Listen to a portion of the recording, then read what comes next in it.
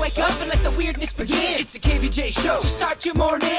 Kevin is the host, and his skin pigment is whiter than Casper the Ghost. Virginia sounds like this. Nickname Vicious Beast. So don't get her pissed. Jason called so you spell. And he loves to talk about Bigfoot and stats. So get ready, here we go. You're listening to 97.9 with the KVJ Show. Well, hello and welcome to the KVJ Show. Happy Monday. How the heck is everybody doing here today? Good morning. Did you guys have a great weekend?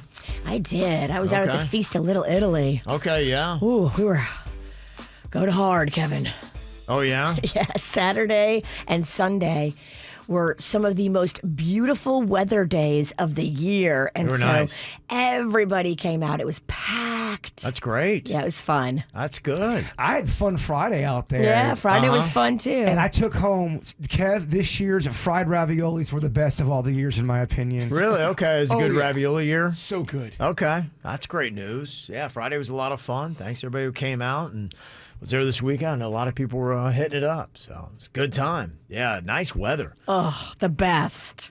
Had to kind of change it up because, you know what, it hit. I thought it was going to hit Sunday morning, and I went out on Saturday morning in my regular kind of like just dry fit clothes. I was freezing. That happened to me, too. Oh, my gosh. I wore shorts out on Saturday morning. I was freezing my nards off. Miserable. It was windy and had that little misty rain that was going with it, and it felt like it was 12 degrees.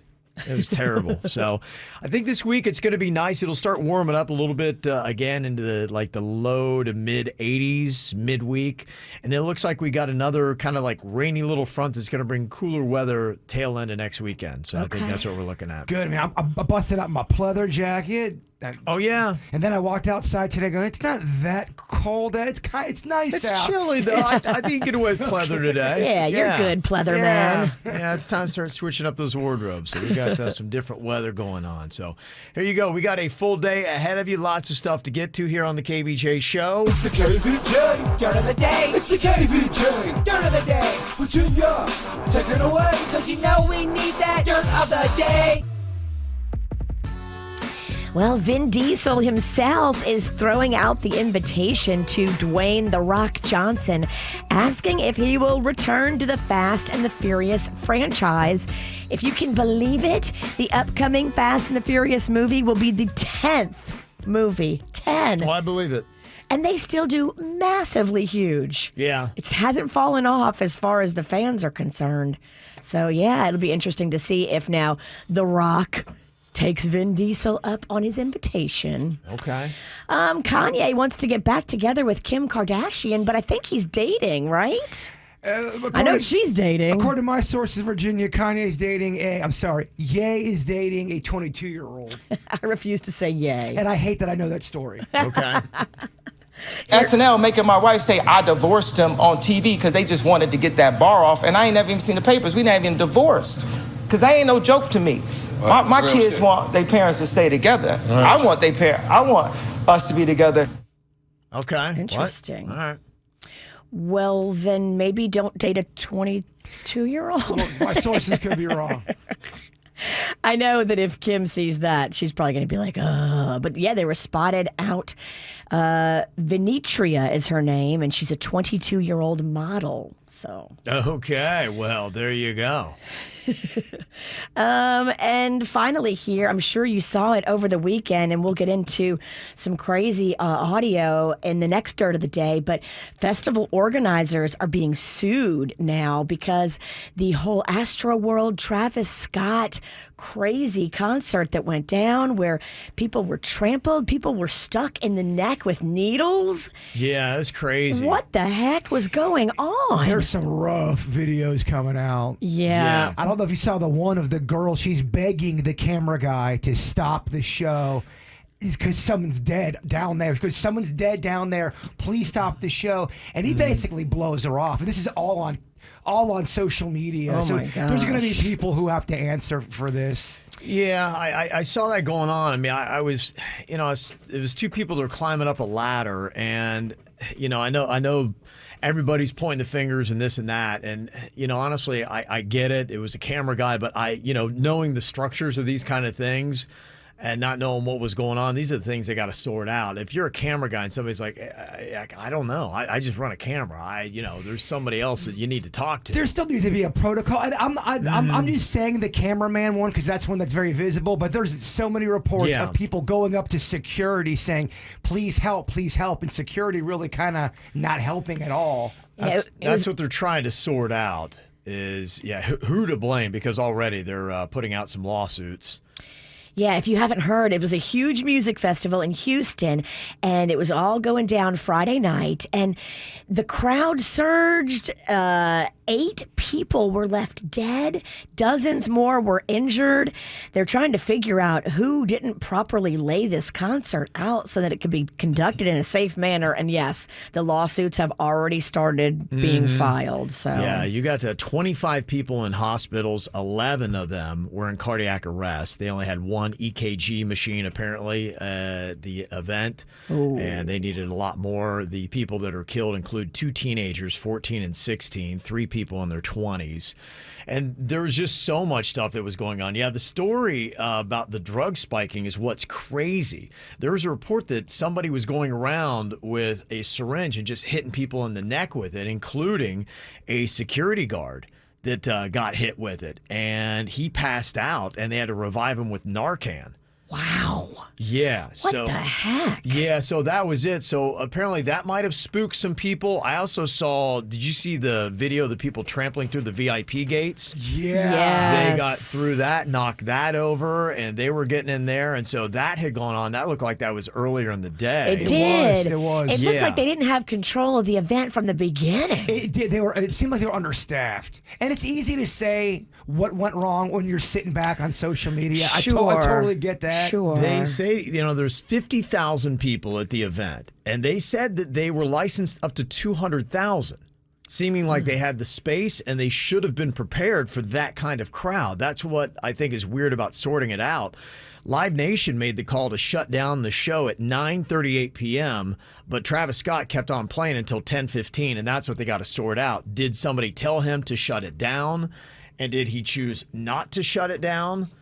So there is, him pointing out somebody that was passed out and him saying, hey, stop the show. Here's a little bit of that audio. Turn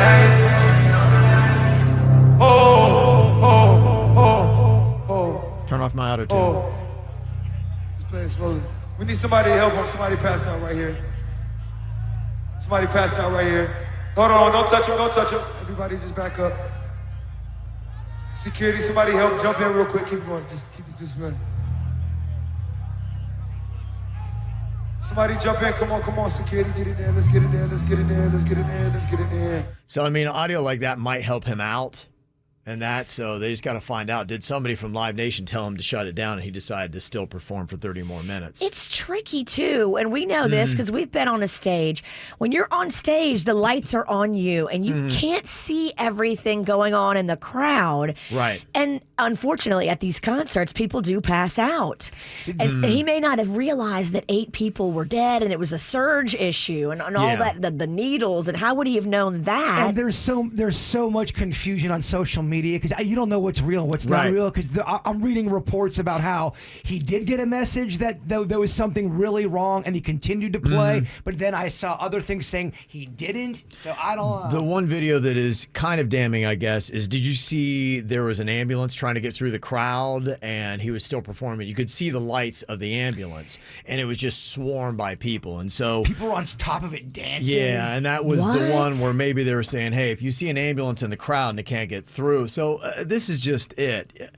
I think the thing that, Travis Scott came on right away. He was trying to say, he's been on social media. He tweeted out Saturday afternoon that he was devastated. He then posted on Instagram on Saturday night, responding to some of the criticism, saying that he wasn't aware of the severity of the situation. Kylie Jenner was there, who was his baby mama, and she said, look, we didn't know anything was going on until after the incident. But he does have a little bit of a track record of causing some problems at concerts. In 2019, during the second Astroworld Festival, hundreds of people rushed metal barricades to break into the event. 3 people were hospitalized with minor leg injuries from trampling. So they knew, from past shows in 2019 that this could be a problem, and they weren't prepared for it this year.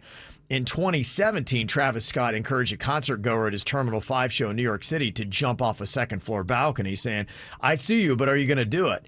And then in 2015, Chicago police even arrested Travis Scott at Lollapalooza after he allegedly urged fans to climb over security barriers and come onto the stage. Oh, They had some guy that was going around doing interviews yesterday who claimed, and I don't know the story, said he was paralyzed at a Travis Scott concert. Oh, boy. Yeah, so this is all the stuff. There is so much stuff to sort out, but you could see just from the amount of people that were there, it was the whole show and the whole day just seemed to be mass chaos. It looked like Live Aid. I couldn't believe how many people were there. Yeah, no, it's big. Well, that's his hometown, and so he does this big old show, and there are other performers. In fact, they're even trying to throw Drake into the lawsuit, saying that he was instigating the crowd. Someone suing Drake. Oh, boy. So, yeah, it is. Yeah, it was just a chaotic mess. 8 people left dead from that show in Houston. And that's what's going on in your dirt. What are you thinking about? What are you thinking about? What's on your mind? Are you thinking about? What are you thinking about?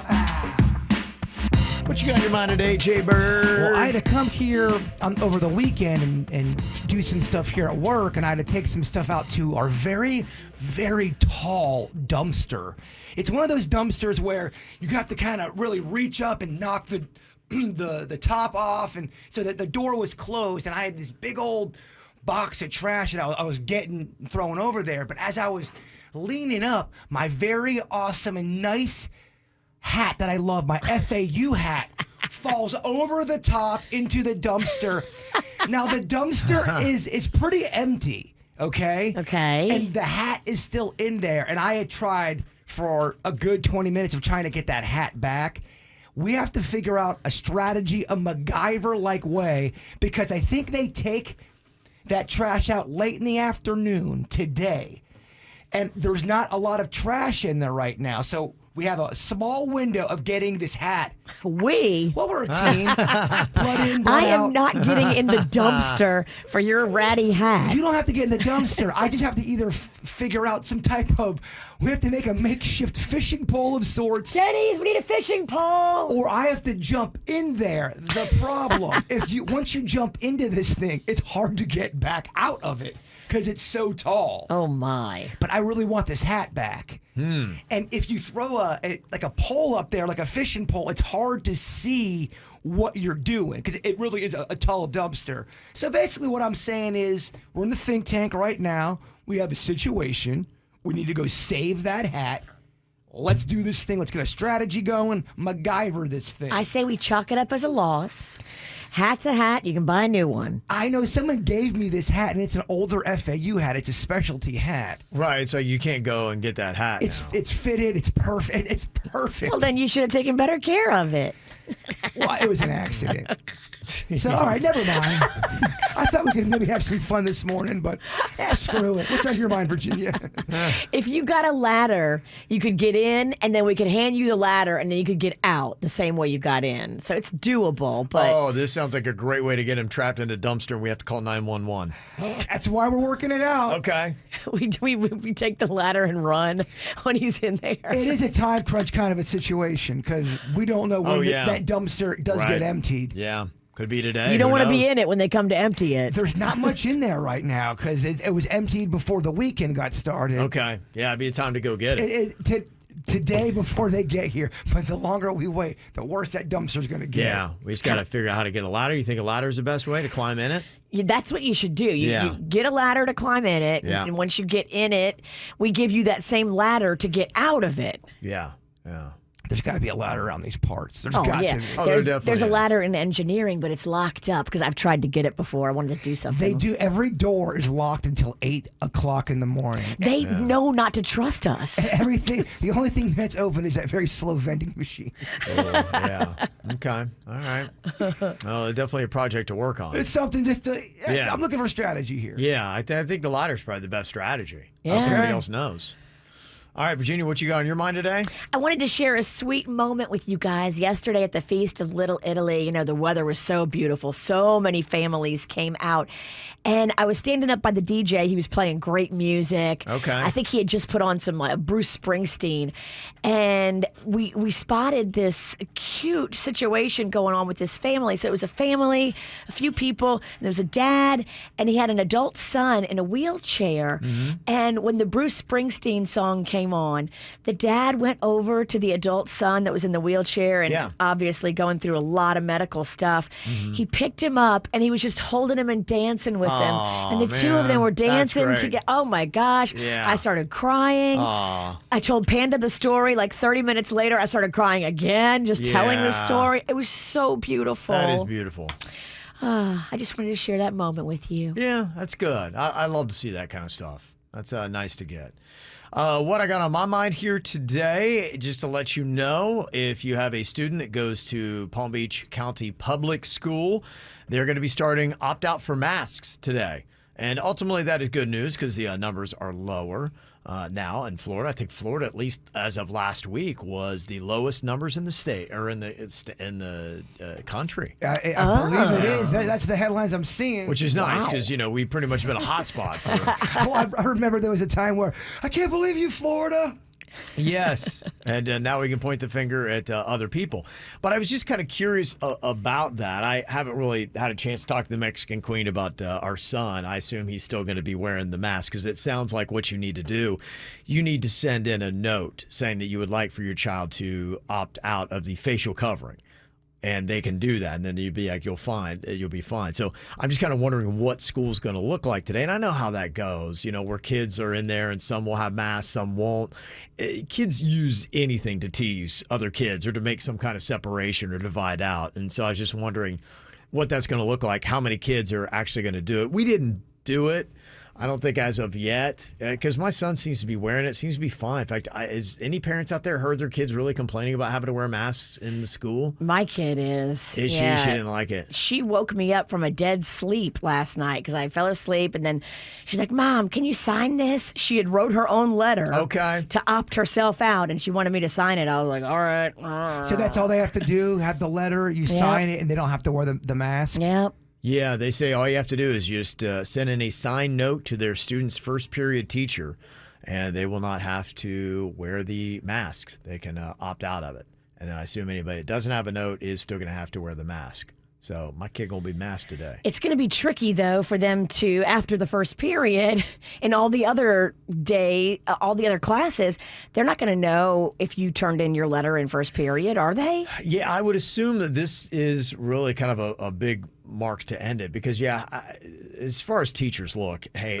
they struggle just trying to get a good lesson off and have people, have their students be engaged with what they're trying to teach. Now, if you're trying to keep track of who is a masked kid, who's opted out, I have a feeling that pretty much any kid that wants to take their mask off, teachers aren't going to be like, you're going to spend your entire day be like, nope, you're a masked kid, you're not. You put that mask back on and You'll start seeing the videos out on social media of the arguments ensuing. Well, teachers can't be the mask police. They really do have more important work to be doing. Right. So I would imagine that's why I'm just kind of curious. What is school going to look like today? Are you just going to have every kid be like, forget it, I'm taking my mask off? Oh, I'd be leaving my mask everywhere if I was a teenager. They would hate me so much. I just got a text from my husband who's up and listening, and he's added a wrinkle to your hat drama. He's the one that gave you that FAU hat. I know. He wants to go in the dumpster and help get it now. Yeah, it's an older hat. I really do love it. Now I have a tie to the hat. Well, I feel like I'm involved now. I'm part of the project. That's why I brought it up. I wanted us all to be a part of it. Got a couple of comments about the mask opt-out, which is starting to happen. Palm Beach County, which had mandatory masks. Today, it's the first day of opting out. It requires a parental note that your kid needs to turn in at the first period to be able to get out of wearing their mask. And somebody texted in and said, I work in a school. The attendance system has a place to mark if a kid has a note to opt out or not. Oh, yeah. okay. And somebody else said, there's a live share Google Doc that will be started for all staff to see who is exempt. Somebody texted us from St. Lucie County, and they said the opt-out information is put on your student's online account. So when you pull up their name for attendance or grades, you can tell if they've opted out of the mask officially. Kelly, who works at a charter school, said, we've always kept the opt-out policy. I've got 100-plus students, and only one student opted out. So that's why I was just kind of wondering, what is school going to look like? Are a lot of students going to opt out? Or are they like, I don't care. I've been wearing them long enough. Doesn't really bother me. My son, I know your daughter Magnolia doesn't like it. My son Cannon's never mentioned it. So I don't know if he cares. I'm not even sure if he's got a mask on. So I don't know what's going on there. He's understated. Yeah, it's just, whatever. I'll go with the flow. Now somebody else texted and said, I talked to my mom who's a teacher, and she said there's no way I am being the mask police and looking at who has a letter on file. If they choose not to wear a mask in my class, they're not wearing a mask. Right. I'm not going to walk around and be the police. Well, that's how I think you have to handle it. Yeah. Because you're going to go crazy. Yeah, right. You got enough to worry about without having to be the mask police. Amen. And another text said, as a teacher, I give out about 7 to 12 masks every single day. I'm so glad I don't have to police this anymore. And I'm pro masks. I'm just so over it. Yeah. So I think a lot of teachers probably feel that way. They're just over it and just be like, whatever you kids are going to do, you're going to do. So good for you. Got an email here. How should this dad handle the situation? He said, my 14-year-old daughter overheard me call my wife the B word. I just got into an argument with her, and I was venting on the phone with a friend, and that's when I noticed my daughter hanging out in the same room as me. I was so annoyed with my wife, I didn't notice that she was even there. And I said it. I look over. Clearly, she heard it.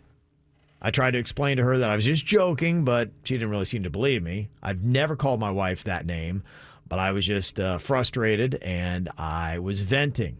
But I'm heartbroken over this. I don't want my daughter thinking that's how I talk about her mother, because I really don't. I'm also nervous that she's going to tell my wife what I said. Okay, here's the real truth. Yeah, that would not be good. Should I just tell my wife what happened or leave it alone? Okay. Yeah, I think you got to figure out how cool is your kid. You'll know pretty soon if your wife all of a sudden is all cold. What should he worry more about? His wife finding out that he called her that, or just the fact that his daughter has seen her dad talking this way? He needs to sit with his daughter, and just the two of them. He needs to have a conversation with her about how it was wrong of him to say that. He never should have spoke that way about her mother, and fall on the sword with the daughter and see how she handles it. If you're really paranoid and this is giving you such anxiety, I would just come clean with the wife and say, look, we got into a fight the other day. I was venting to my buddy. I called you the B word. Our daughter heard it. Yeah. And I feel bad about that. I want to tell you. I want to talk to my daughter. Put it all out there open. Yeah. People say bad things when they're mad. Right. It doesn't mean you're a horrible person. Yeah. You already feel bad. Yeah. You know you didn't like doing that. So your spirit's telling you, I don't want to do that anymore. Yeah, I don't think there are any perfect parents. So don't ever hold yourself to that standard. My gosh, if I just had a replay of all the horrible parenting moments I've had, it's cringeworthy, and you hate every single one of them, but you're not going to be a perfect parent. Come clean. Yeah. I think that's probably the best way to do it. Own up to it. And then in a sense, you turn something bad into something good, because it's a teachable moment to say, hey, look, you're going to make mistakes. When you do, own up to them. And then just say, hey, look, I'm sorry, and try to move on. Well, you're also showing, all right, I'm talking to my wife about, I'm not hiding from it. I'm talking to, I'm bringing it out there. Absolutely. Yeah, I think that is, it's a valuable lesson. So I think in a lot of parental mistakes, there's actually a lot of parental opportunity that you don't have to continue to make it worse. When you step in it, acknowledge it, make it a teaching moment. Say, hey, look, I'm not a perfect person. I don't expect you to be either. But when you do something wrong, you need to then do what you can to make it right. And also, too, man, 101, bro. Always check the room before you vent. What are you doing? Yeah, it's a tough thing to be spouting off He about. won't do that again. Yeah, no. This hand signal could really save your life.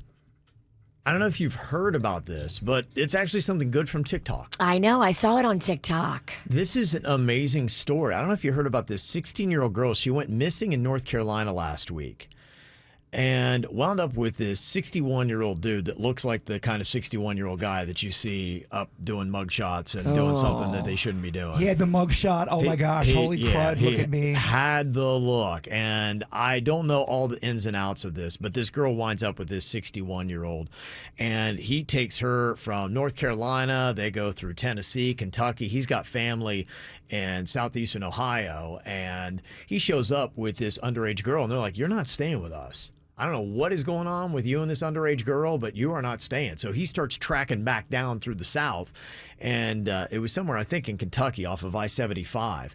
This girl starts using this hand gesture, and the hand signal involves facing your palm out, kind of like you're waving. Then you tuck your thumb in, and you wrap your fingers down around it. If you're watching on KVJ TV, here on YouTube, you can see exactly what I'm doing. So Jaybird hurt himself doing it. I got them weak ass grip, dog. I'm gonna look into that. If you can't make this hand signal, yes. Well, thank goodness you're not an underage girl. I don't think you're gonna need this. No, I'm an overage old man. You're screwed, dude. You just look like an old guy throwing up gang signs. My wrist bones are so decrepitated. Yeah, it's not working for him.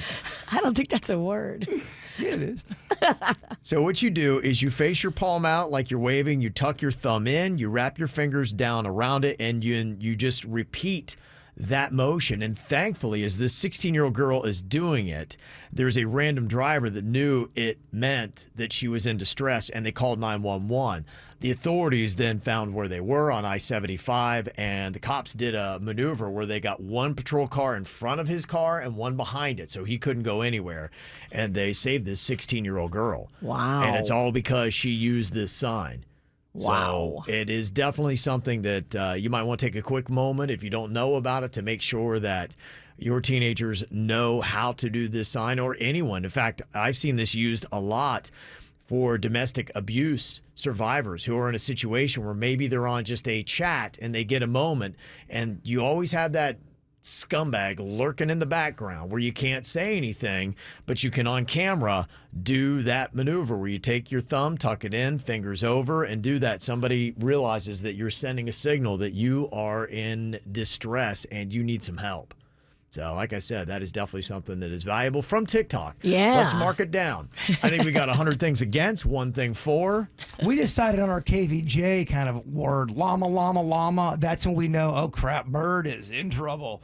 3 llamas, that's when you know Bird's been kidnapped. What do you do when you're in a car and you're driving and no one else knows that? That's right, llama, llama, llama. Got to write it or mouth it. Llama, llama, llama. No, I'm saying if I'm talking to y'all. Oh, okay. Code for you guys. Okay. Yeah, not strangers. He's got to come up with something because he can't make that hand gesture. He can't do it. He needs something else. Did you guys do any TV viewing over the weekend? I know you're out at the Feast of Italy, a lot of it. Yeah, I was so busy. I didn't have any TV time. Okay. I did. I stumbled upon a old classic, I guess. It was on HBO. It was called The Class of 1984, but it was made in 1982, and it had Michael Fox in it, who was not Michael J. Fox yet. Really? And it was such a disturbing movie. Really? Disturbing. I was just telling Suits and Denny's about it. I go, it was such a weird, disturbing movie. You could tell his agents go, we got to throw in a J in your name so no one thinks you're a part of this movie.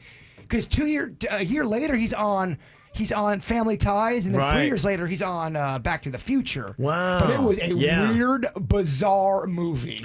Yeah, it's interesting where his career went. I just seen this list that came out of actors who can't remember filming their roles. I wonder if he remembers that. It doesn't say anything about that, but right after that is when he got onto Family Ties. And if you've seen the Netflix special, How They Were Made, the movies that, we love, whatever the title of that thing is, they did Back to the Future, and they talked about Michael J. Fox, how they wanted to get him in the movie, and they actually went with another actor, and it just wasn't working because that other actor wanted to kind of make it brooding and dark, and they're like, this is supposed to be fun and light, and he just was not. Eric Stoltz was his name. He wasn't handling it the right way, so they went back and got Michael J. Fox, but he was doing Family Ties. And so they worked it so that he would film Family Ties by day, and then a lot of it was doing Back to the Future by night. So he was working around the clock and just sleeping in any chair he could find when he had a couple minutes. And he talks about it now, and he just says it's a blur. He really doesn't even remember filming Back to the Future at all. If you look back in your memory, you're like, I don't know. The movie was there, but I don't really remember being in that scene or doing that. They filmed, I believe, for 6 weeks with that Eric Stoltz, and they go back and said, we have to refilm everything. And all the actors were very shocked. Yeah, in fact, there were some clips that they had used, which was actually Eric Stoltz, but because it didn't show Michael J. Fox's face or all of it, they could use part of it because it was just an elbow. Or okay, that's all they used of him. Yeah, that was pretty much it.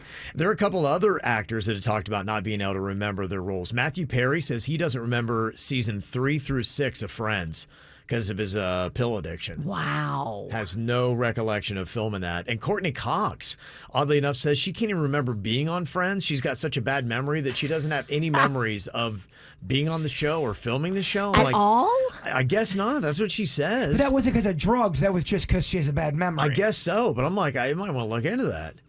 That seems crazy, right? It was such a huge chunk of your life. Sure, yeah. How could you not have any recollection? Arguably the biggest part of her life, and she has no memory of it. Yeah. I thought that was kind of weird. Raven Simone has said that she can't remember being on The Cosby Show as a child. She was little. She was. Yeah, she was. But she also had to go to therapy about her memory loss and found that she disassociates when filming. It's kind of a thing that she does. She takes herself into a character role, and somehow that creates a detachment. Maybe that's what Courtney Cox has as well. If you go into a role, you kind of detach yourself from the real person you are, and it doesn't form deep memories. She never even heard of the show Where's Raven? Or That's So Raven. She didn't even remember it. Frankie Muniz, he said that he can't remember being on Malcolm in the Middle. He's got amnesia from having 9 concussions, and he's had 15 mini strokes, so he doesn't even remember making that show. Why did he have so many strokes? I don't know. I think health issues. Oh, man. Yeah, I went to school with a kid. He always had strokes for some reason. Yeah, so he has no memory of that. Coming up, we got some shows, including Stranger Things, that are announced. Their season 4 is going to be coming out this summer. They've got a preview of it, and I think fans of Stranger Things so far saying positive things about the preview of it. They're very excited. I know over the weekend, I'm going to try to hold off. I didn't delve into it. I'm still watching the morning show on Apple TV, and it's kind of cozy when you have a couple episodes you're behind because it's running right now. So I was like 2 weeks behind, and Virginia, boy, they had a big old plot twist. Oh, yeah. Yeah. And the morning show I finally got caught up on. So, yeah, they took somebody out. Also, I didn't know if anybody got to see Narcos Mexico Season 3. That dropped on Friday on Netflix. And I think also Dexter New Blood just came out on Showtime. Did anybody see that? I'm just kind of curious. Were either one of those shows good? Because I plan on watching both of them. The Juicy Daddy and he's never even seen the regular Dexter. He's been talking about that new one. The previews look really good. It's on Showtime, I believe. So it looks really good. I thought I saw Curtis, who we used to work with, talking about it on Twitter, and I don't know if he liked it or not. Oh, really? Because producer Heather was asking, was it worth watching? Yeah, I'm kind of trying to figure out. So if anybody saw it, let me know. Is it worth the time to watch either of those? Because I have high expectations on them. And at the movies over the weekend, Marvel's Eternals did better than I thought it was going to do. It's a new superhero movie. It's got like Angelina Jolie in it, but I'm just kind of wondering. It almost kind of seems like a knockoff of like a no-name, I don't know. Maybe if you're a super fan, it is Marvel, so it did really well, $71 million. So for post-COVID, coming out of it, that did pretty well this weekend as well. Got a few celebrity birthdays today. Happy birthday to Tara Reid. She's turning 46 years old. Gordon Ramsay is 55 years old. Also, Clara, happy birthday from Mom, Dad, Luke, Doodle, and Harry. An 8th birthday goes out to Hayden from Mommy and Daddy. Also, Christina and her husband Tristan, happy birthday. Love Jenny B. A 60th birthday today goes out. Her name is Wendy Rhodes, so happy birthday to you. Happy 11th to Dominique from Mom, Dad, Ari, Zuli, and the Dachshund Mafia. Also, send our love to Lindsay from Mom, Dad, Megan, Erica, and all the pets. Thank you so much. Got any birthdays you want on the KVJ Show? Just send us an email, mail@kvjshow.com, mail@kvjshow.com. Couple quick reports. If you're checking out new TV and there's some new shows dropping, Narcos Mexico Season 3 dropped on Netflix on Friday, something I hope to get to.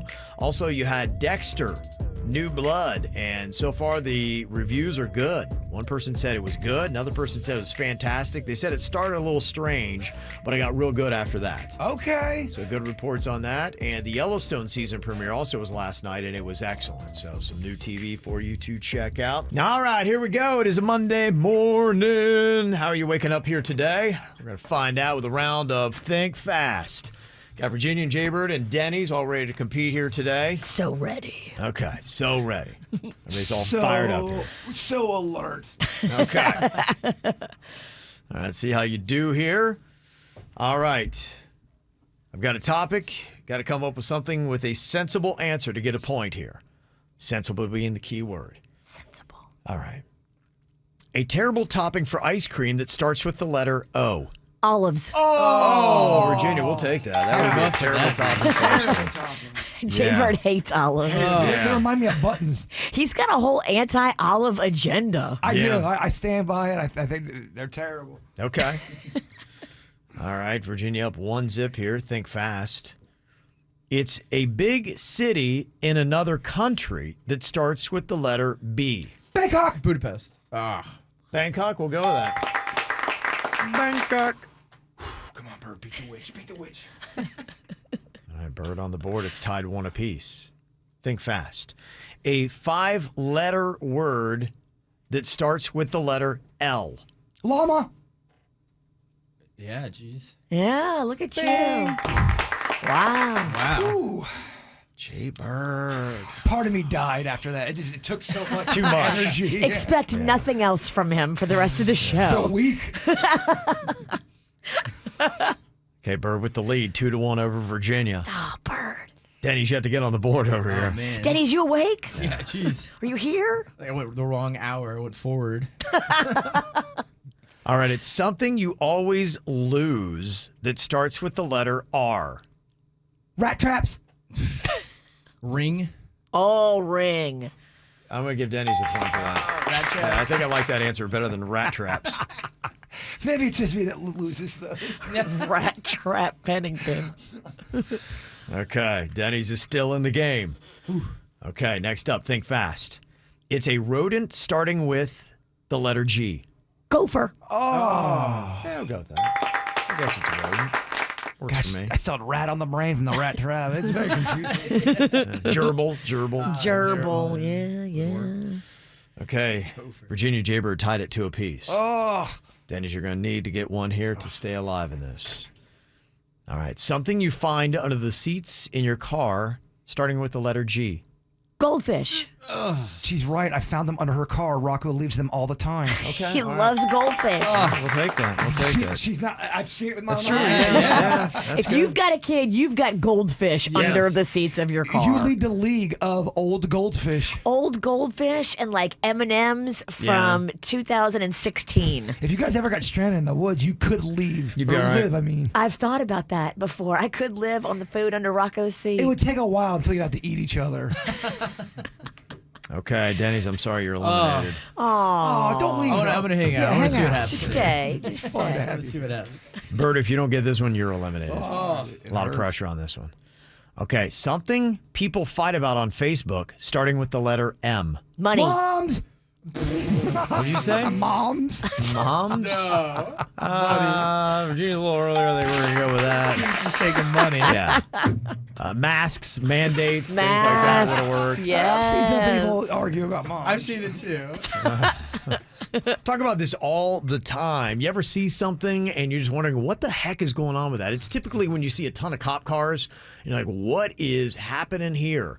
And I notice on Nextdoor, that social site, that seems to be where people go to try to find answers. Totally. Yeah, because I know there's been a couple things that had happened. There was a shooting that had happened on North Lake and Palm Beach Gardens last week. I don't know if you saw that. Yeah, it's And scary. I first found out about that on Nextdoor. And then people were talking about it. Really draws you in. People are like, does anybody know what was going on around the Gardens Mall? There was a whole bunch of cop cars, and then somebody jumped on and said, yeah, I was just driving, I think they said down PGA, and this car just goes flying past me, and there are like 7 cop cars trailing after. And then you're just like, what the heck is going on? And you want to know. Oh, my. And so then somebody wound up putting up the police report a little bit later. Apparently, there were 2 people that were in a car. They were involved with the shooting that happened in Belle Glade at about 1:30 in the afternoon on Sunday. And then it was about 3:30, somebody spotted the car. Probably what it was another patrol car. It said, okay, the car that you're looking for from Belle Glade is here in Riviera Beach. And so they started to follow the car, and then the car goes, and then you get another one involved, and another one involved. And yeah, if anybody saw all that chaos that was going on, I guess the suspects wound up at the Gardens Mall. They ditched their car and they took off running. Oh, boy. And the cops wound up finding them and arresting him. I guess they got the gun that was used in the shooting in Belle Glade as well. But yeah, it's just one of those things you're like going, man, what is going on here? It's crazy, huh? Squirrely. So, yeah. So crazy stuff. So our best to the victim too, the shooting, who last I'd heard as of the report was in the hospital. Were they trying to run into the Gardens Mall to hide, or they were just trying to find out a way to get away? Yeah, I think they were just trying to get away on foot. At that point, they just said, okay, we don't know where we're going, and this is not working. It's just one more car after another, and I think they had shut down a road too. Quick, let's hide in a crowded mall. Oh, wait, malls aren't crowded anymore.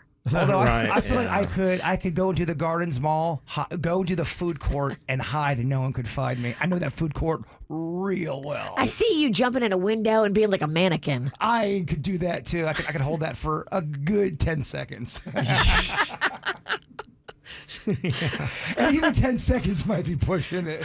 Yeah, I don't know. Are you better off going into a mall or staying away from the mall? You know, Virginia's right. If it was 1989, Yeah. going Yeah. into a mall would be good because it'd be crowded. Now it's deserted. And You're gonna trip on a tumbleweed. yeah, I think a lot of people would point you out. So there you go. I also noticed there's a lot of call-em-outs that happen on Nextdoor. People are always complaining about either food service they got or somebody that was bad at maintenance. Be careful with the food service, because I think a lot of people sometimes they'll go on an Uber Eats or one of these DoorDashes and they don't check out the service price. Every restaurant is different, and if you don't check that, you could be paying $13 on a service Which is crazy. when another restaurant will charge you $0 Or 99 cents. and it's easy to kind of overlook that. And if you're wondering why your bill is so big sometimes versus why it's not, check that service fee out. Yeah, I like the ones that have 0 service fee.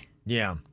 All right, well, if there's anybody that you want to call out today, you can do that. Just hit us up, 877-979-WRMF, 877-979-9763. Somebody wanted to call out the referees at the Florida Panther game on Saturday for the awful call made on Lomberg. So there you go. They're upset about that. Florida Panthers, by the way, off to a really good start this year. They, at least as a couple days ago, had the best record in the NHL. Ooh. So good for that. Somebody else said, I want to call out my daughter's softball coach. He never says any words of encouragement to the girls, only negative, negative, negative. It's horrible. Aw. Coaches like that suck. I get you have to have discipline and you got to have the kids respect you, but there is a way to not be such a hard ass.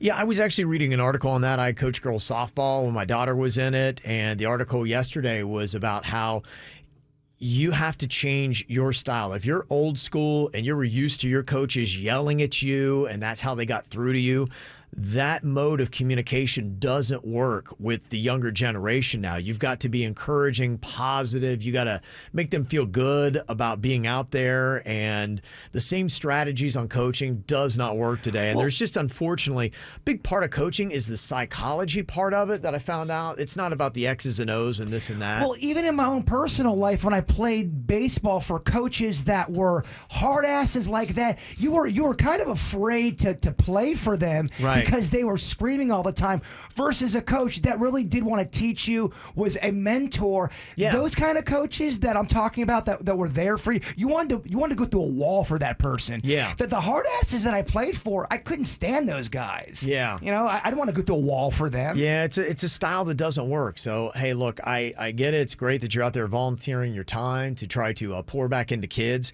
A couple of things I would tell coaches is, one, make sure they're having a good time That's one thing is there's no point in this. What you want to do is you want the kids to love the sport, not hate the sport. And so many coaches burn players out and they're like, I hate this. I never want to play this sport again. That shouldn't be the way. You should be making that person, that player, love the sport and say, I'm having such a great time. That's the number one thing. And two, don't make it about you.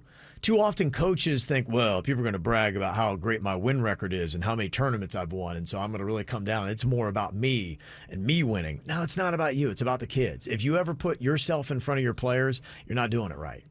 Definitely wrong. So, yeah, I get that, calling out coaches.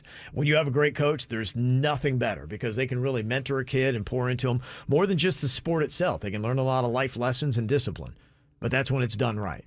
So do it right, coaches. A couple other call them out. Somebody said, I'm calling out the guy who showed up on a first date tripping out on mushrooms. We thought our waiter worked for the CIA and he wouldn't stop sweating all over our nachos. Then he tried to kiss me, but he had nacho cheese stuck in his beard. Oh, this is just bad. Yeah, needless to say, there's not going to be a second date on that one. I mean, to show up on a first date tripping on mushrooms and the other person's not, what are you thinking? That's not a good, it's not a good start. No. Not a good start to a date. Not setting yourself up for success. Somebody else doing a call out here via text. They said, I want to call out my wife's hairdresser. Thanks a lot for making her look like a Marine. I mean, basically looks like a flat top. I'm not going to lie. Oh, no. It is going to be tough to get turned on by my wife until this hair grows out. Somebody else said, I'm calling out the girl that I'm dating for being a musical bully.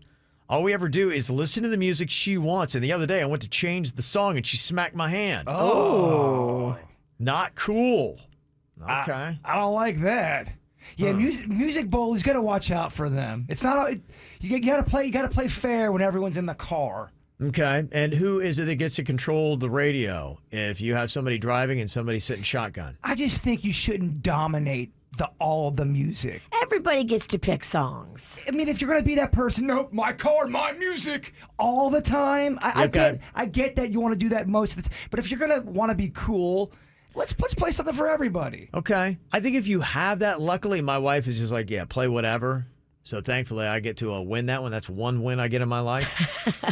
But if you do have that and that's an issue and you are a couple, you should come up with a playlist, I think.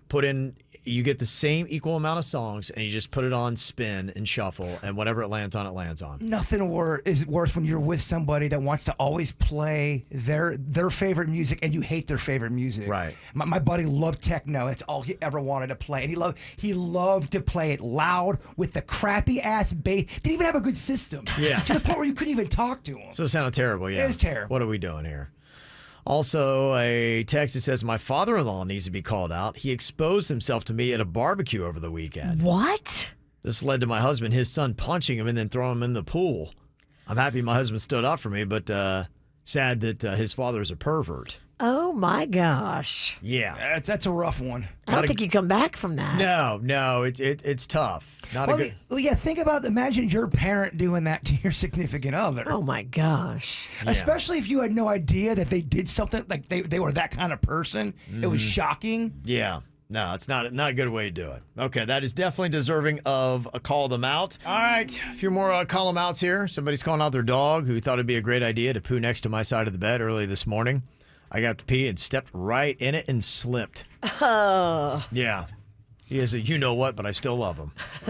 That's really tough. Yeah. Dogs, you love them and hate them. Somebody said, I want to call it the asshat of a person who thought it'd be a good idea to attempt to merge onto 95 from the shoulder while going 25 miles an hour and then gets annoyed when somebody almost hit him. This is the time of year, y'all. Yes. Got to get ready. This is the time of year. They've opened up the borders. So we've got crazy Quebecians and Canadians coming in. You got New Yorkers. You got all different driving styles on the roads now because our weather's getting nice and we're getting into season. So there's going to be a lot of people that have no idea how to drive. You may go to a restaurant and hear New Yorkers complain about Florida not being as cool as New York. You may hear that. It's possible. Yeah. That's the stuff that's going on. A couple other call them outs. Somebody's calling out their ex-husband who's refusing to pay child support because he's mad I won't include him in plans with the kids. We divorced a year ago because of his cheating. Why would I want to do anything with him? Amen. Okay. That's tough. That sounds awful. That sounds like such an annoying situation to deal with. Yeah, that does sound a little rough. We do have some positives to call out. Somebody calling out their son Ricky for helping put together our new furniture as a proud mama. Ricky, what are you doing later on today? I have a few tables I'm struggling with. Run, Ricky, run. We all need a little Ricky. Also, there was a cool story of a 9-year-old near Boston that saved her parents after they passed out from carbon monoxide poisoning. Wow. They were running a generator during a power outage, and the fumes got inside, and they both passed out. But their daughter, Jaylyn, used her dad's phone to call 911, and she had to point at his face and use face recognition to unlock it. Wow.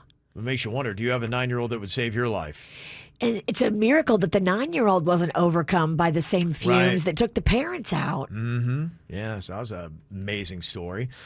Somebody calling out Virginia for being so awesome at the Feast of Little Italy. Oh. Taking the time to say hello to all the KVJ Show fans. We had a lot of fun people out this weekend. Yeah, I met a bunch of people on Friday. Friday was packed. Saturday was packed. Yesterday was packed. So many happy faces. Just happy to be out, enjoying that beautiful weather. I know it's corny and cheesy, but the weather was really great. It was. It was so phenomenal. It just makes you happy. It was breezy. Yeah. The temperature was perfect. Yeah, it was a great weekend after we got past that Friday. It was nice. Also, somebody here calling out Ideal Nutrition said, I've been having them deliver my meals for 2 weeks and I'm down 14 pounds. Wow. Yeah. Good How about for that? you. Food's awesome, and I'm losing weight. Bobby sent that in, so I'm glad that's working for you. Yeah, I was talking to somebody over the weekend. They said, I had the same thing. It's portion control. Yeah. They said, I don't even know how much to eat. And it was somebody that used to lift heavy, and they're like, you're conditioned to eat a ton of food, and now I have no idea what even is the right amount of food to eat. I don't think a lot of Americans do. Not to turn this into a huge infomercial or anything, but you get it's like a kind of a thing you sign up for and they deliver them, like a weekly kind of a thing. Yeah, I do it every week. I put in my order and then they show up, pop them in the fridge, pop them out, heat them up, I'm good. Do you have to have a membership to do that, or you can just call them and do that? Subscription gets you free delivery. Got ya. Yeah, go to idealnutritionnow.com. I know it sounds like I'm not trying to do a commercial. But you hit all the copy points. Thank you very much. They owe you $20. Yeah. Or a free Salisbury steak. There we go. Yeah. Also, you can do your call-em outs on the free 97.9 WRMF app. You can leave us some audio there that we can play, like Andrea F. did here. Good morning, guys. I'd like to call out my son's father, my youngest son's father, for always taking the baby on the weekend when I give him clothes or shoes and I dress him up nicely. And he brings them back with mismatching clothes, the wrong shoes, too small clothes, too small shoes, and then I'm constantly buying the baby new clothes and new shoes because he won't give them back. And even when I bring it up and I tell him, hey, look, you have all the matches of these clothes. I need you to bring them back so I can match them back up. He says, oh yeah, I'll bring them next time. And of course, he never does. Yeah, there you go. The joys of co-parenting, huh? It's so annoying. I can tell she's trying to be calm, Yeah. and she wants to get so mad. Yeah. I get it. Look, we mamas take pride in how we dress our babies. Daddies too. But if you care about the clothes matching and the shoes being right and all that, it's annoying when your co-parent partner doesn't. Yep. That's good use of that. Which is getting mad. Oh, yeah. I feel you, girl. All right, so if you have any call-em outs, you can either do it through the app, and you can send us the text as well. If you want to do the audio, it's an easy way to do it. Just download the free 97.9 WRMF app. Did you know that today is International Tongue Twister Day? Oh, not on a Monday. I know, right? That's how they get you. Talking is hard. On Mondays. Now, there are a couple debates on which is the toughest tongue twister. Guinness Book of World Records, they claim the hardest one is the sixth sick sheik's sixth sheep's sick. Oh my gosh. There's a lot of SHs, it sounds like, in there. You got this, bird. Oh, that's so lispy for me.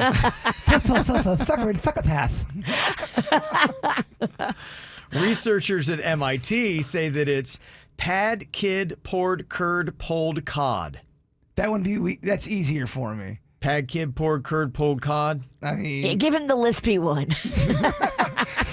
Just because I say that one's easier, just going to nail it. Then there's the classic, she sells seashells by the seashore. Another lispy one for The me. S's are your... That's the one they used to make me do in speech class. Not speech, the Therapy, speech therapy. Because yeah. I had a lisp, and they would make me play "Go Fish," Jason. Say "Go Fish," and they'd make me do that stupid nursery rhyme. I could never get it.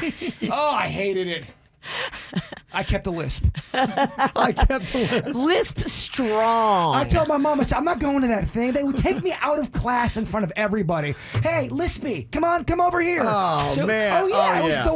the 80s were the worst when it came to hiding kids' phobias. Like, hey, come here, Lispy. It's lisp time, yeah. Yeah. They come right in, interrupt the Oh, class. everyone's laughing. Yeah, we need the kid with the lisp. He's playing Go Fish again. It's terrible.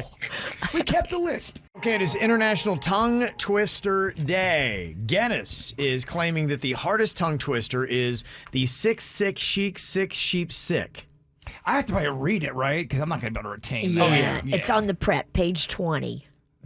There you go. Chapter 2. Chapter 2. Chapter 4. There's a few of them there. Kevin writes a prep, y'all, and Oh, this yeah. prep don't play. Oh, yeah, no. It's thick. We got a lot of stuff to do here. When I say that, I mean it. Virginia, let me have you try this out. Can you do the Guinness one, the one I just did? Oh my gosh, that one's so hard. Okay. Let's see if you can do it. The 6th sick sheik's 6 sheep 6. Okay, can you do it a little faster? No. It's Monday. I drank all weekend. Okay. The 6th, she's 6, 6 sheep sick. Oh, that took everything I had. Yeah. Now, researchers at MIT say the toughest tongue twister is pad kid poured curd pulled cod. I like that one better. Okay. He don't like the seashore. It's all Seashells. the But then I'm ones. seeing the other one, the scissor sizzle. I mean, why is everyone Scissor, sizzle, thistle, sizzle. I mean, Yeah, did you get that's this from my speech therapist teacher? The go fish lady called I mean, Kevin. it's all S's in here. Oh, yeah, it's not easy. Okay, we'll let that Jaybird try it, but we've upped the ante here. He said he used to have a speech therapy class back in the day, and it was traumatizing. So to make it equally traumatizing, we strapped the shot collar on him. Virginia's going to be working it here. I actually feel bad. Well, the teacher was so bizarre with how she taught. And Yeah. she kind of reminded me of a werewolf as well. It was a very, Yeah. very terrible experience. It sounds awful. Yeah. It sounds awful. They're pulling you out of class. Hey, we need the lispy kid. She had a beard. Really? It was awful. Interesting look for a woman. Huh. Odd. Okay. Did she know she had a beard? Because sometimes, those chin hairs, they just sneak up on They you. do. They do. And you may not know. Okay. Well, let's see if everybody can nail this here. All right, we tried the Guinness one already. Jaybird, why don't you try that? That seems to be the biggest challenge. Can you get through it without a bumble? Do it to remain shock-free. Get a log one in my system. Okay, yeah. Yeah, there you go. Hydrate. Yeah. Okay, let's see what you got here. The sixth. That lisp just can't hide. That's just, yeah. It's so prominent. That was a false start. Don't count that one. We're not going to count Baby, that. I'm warming up. No, here. yeah, he's warming up. Yeah. The six sheiks. Sheiks. That was borderline swear word. Well, I want to go quick because they're going to call me out for going too slow. Yeah. You got to have the right cadence. All right. Again? The 6 sheep, 6 sheep sick. Okay. The six. I don't even know. I have to take that out. I think he swore. I'm not even sure. All right, maybe we shouldn't do that one. I got to go slower. Yeah. The sixth sick sheiks, 6 sheep's sick. It's hard. It is. All right, so what do you think about the pad kid poured curd pulled cod? Pad kid poured curd pulled cod. Yep. Okay. Yep. Okay, I think we know what your problem is. boy. The next one is so many Oh, boy. S's. It's the classic Okay. one. Okay. She sells seashells by the seashore. Oh my gosh, I'm 8 years old right now. Okay. What do we got on this bird? Can you maintain this one flawless? All right, come on. Beat this. You got this. Yeah, you got it. Go back and Come on, man. You got this. right the wrong. Come on, man. All right. She sells she-shirts with a she-shirt. Why did I turn Irish? That's in your head. You see an S and it gets in your It head. is. That's what they had me in speech class for. SHs and CHs. You get so clanked.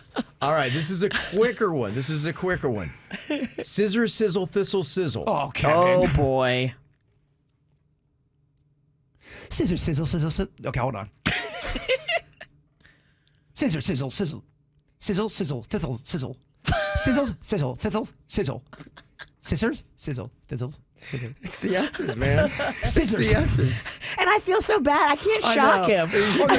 You gotta shock me. It's like punting a lamb. I can't shock. I'm not shocking you today. I'm not doing that. We've decided we're here to help, not We're hurt. here to help. Yes. Yes. Scissor, sizzle, sizzle, sizzle. Okay, let's just move on. Okay, all right. We've identified the definite problem It here. is. Okay, let me see if you can do one. This one's not as S-y, but it still's got the th in it. He threw 3 free throws. He threw 3 free throws. He threw 3 free throws. He threw 3 free throws. See, you got that. That's not a problem. That's not a problem. Okay, now this one, let's see if you can get through this one. I'm seeing a lot of S's. I'm seeing a lot of C's. A synonym for cinnamon is a cinnamon synonym. She's a big A one. synonym for cinnamon is a cinnamon synonym. A synonym for cinnamon is a cinnamon from cinnamon. Oh, man. One more time. You did so good on the front end. Yes. A synonym for cinnamon is a cinnamon for cinnamon. Damn it! Hold on. A synonym for cinnamon is a cinnamon for cinnamon. Oh. It's that double cinnamon synonym. That is a tough one, man. That's a challenge. All right, we'll drop those up on the KVJ Show Facebook page if you want to challenge your friends and shock them. You can do that as well today on International Tongue Twister Day. My daughter Caitlin got to run into some KVJ Nationers over the weekend. How kind of crazy is this? She was hanging out at Tin Roof on Friday night. And she meets this diehard KVJ Nationer, and who comes up and is like, "Wait, are you Caitlin?" And then on Saturday, my daughter and her friends were at a beer garden in Boca, and that girl just so happened to walk into the same bar again. Huh. Yeah. Oh, she's definitely following Caitlin. And that's why I wonder, because she's like going, "Hey, that girl that I saw here last night." She's like, "I'm like going, is she following you?" She was under my bed. Yes. You have a stalker, Caitlin. Run, Caitlin. No, and we wound up having an extra pair of tickets to the FAU game we went to on Saturday night, see the Fighting Owls. And so we gave her the ticket, and they joined us, and they were just lovely people. Oh, yeah, that's the more nice. I talked to them, I'm like, yeah, it was just an odd coincidence. They don't want to kill you? When you Don't think so. But when you pull into your driveway today, and let's just say If they're just coincidentally there, then you're like going, okay, now it's she's in the driveway. Yeah. Oh, hey. Kevin, yeah. I didn't know you lived I here. had a great time with you this weekend. Here's Now some the salad. coincidences are getting a little weird. I made you a cake. It's a cake of your face. You're gonna love it. It's keto friendly. Yeah. So Kayla did a quick impromptu round of Drunken Trivia, which she loves to do. I sent her questions. She'll be out with her girlfriends. She'll be like, hey, I need some questions. So I'll send her some questions. Yeah, And- she's the new host. Yes. She's got the gig. well, she's living the life. You know, she's the one that's out there around the drunk people at the right time. So, Get it, girl. Yeah. Okay, this is Caitlin, and we're at Tin Roof. And who are we with? Madison! Okay, there we go. Madison. All right. That's the girl. Okay. I love it. Yeah. Okay, so here we go. Here's the question. What president has a space center at Cape Canaveral? What? Cape Canaveral. Yeah, that's what you got it right. Okay, so we got a little assist there. Cape Canaveral. Our drug girl's correcting the host. I know that movie. Madison sounds like she's on it. Do you think she's going to get that right? I for do. your president? I do think she's gonna get JFK? it. Yeah, that's what we're looking for here. She had to say, John F. Kennedy Space Center! Oh my god, you're smart. Where'd you go to school? University of Georgia, go Bulldogs! Cheyenne, you have anything to say? F*** off. okay, there we go. There you go. That's the usual. Cheyenne's jealous because the contestant's obviously brilliant. Yeah. Working through it. Yeah, we Cheyenne's the one we had some prop bets about. She was fun to watch. She showed up at the FAU game on Saturday too. And oh boy! Will Cheyenne fight the crowd? Was that one of the prop bets? That could have been one, but she was up there and she was teetering a little bit. They have booze that you can get there if you go to the lovely FAU stadium, and so Eddie is Maddie's fiance, Madison, who you just heard. Okay. And so we had some prop bets going because what was really fascinating was Cheyenne either had to keep going to the bathroom or to get another cocktail.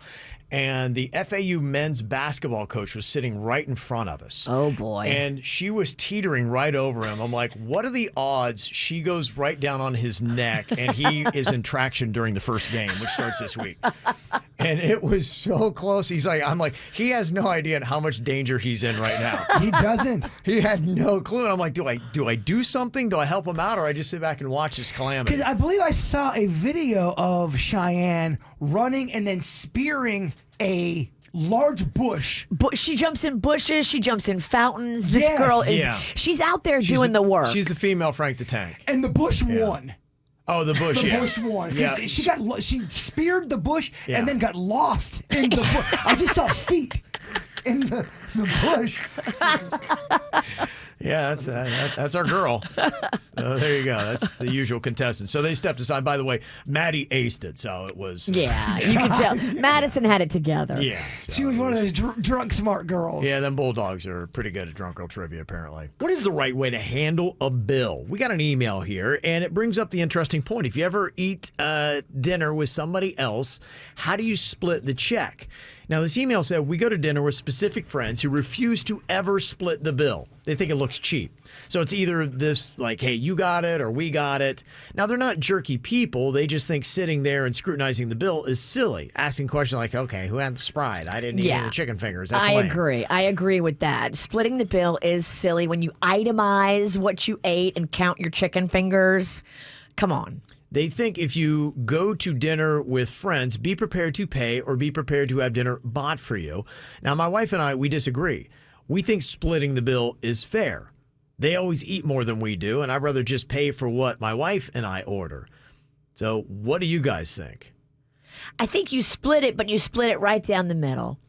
You don't make the waiter or waitress have to itemize and extrapolate items to put on one check and then try to figure out and extrapolate items to put on another check. It's quite an unpleasant experience when you got a group of people and, like you're saying, everyone's trying to figure out, I didn't have the chicken fingers. I'm not paying for that. That person that says, I didn't eat the chicken fingers, so I'm not paying for it, I'm never eating with them again. I mean, in my inner circle, my crew that I love, I don't know if I have anybody that would, I didn't eat the chicken, you know what I mean? But there are people out there that are very much like that. Definitely. Is it really difficult to have separate tabs at one table?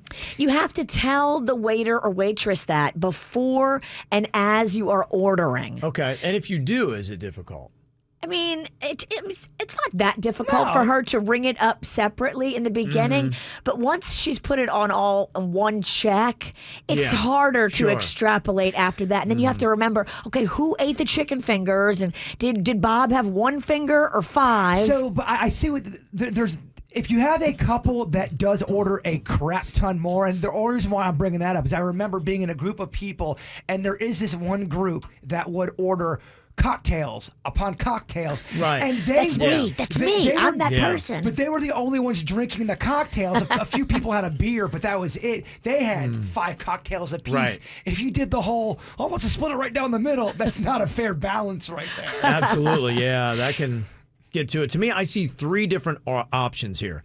You can do what they're talking about here in the email with people that go out to dinner with that has one party paying for all of it. So that's one option. One party pays all. 2, you could split it down the middle, or you could do the you pay for you. But that does require you to be aware and to let the server know. You tell her before she enters your orders or your drinks and all that in the computer.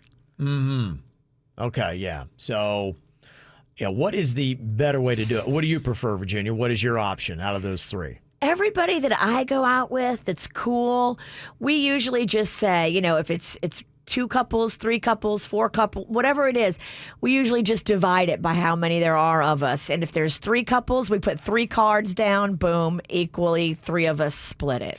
If I'm inviting you out to dinner, me personally, I'm going to offer to pay for your dinner. That's true. That's how I do. If someone invites me out to dinner, I'm going to offer to pay for my party's part of it. Okay.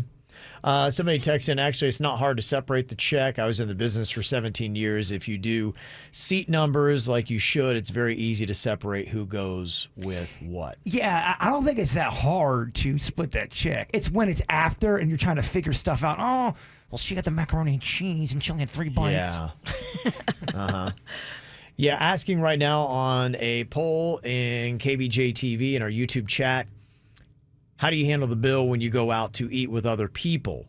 Most popular option is you pay for you. 58% said that's how you handle it. You pay for you. 36% are into splitting it down the middle, and only 7% is into one party pays all. Doing that, I'll get you next time. That seems to work okay if you're doing a lunch, but if you're doing an elaborate dinner, that can get out of control. And how do you know there's going to be a next time?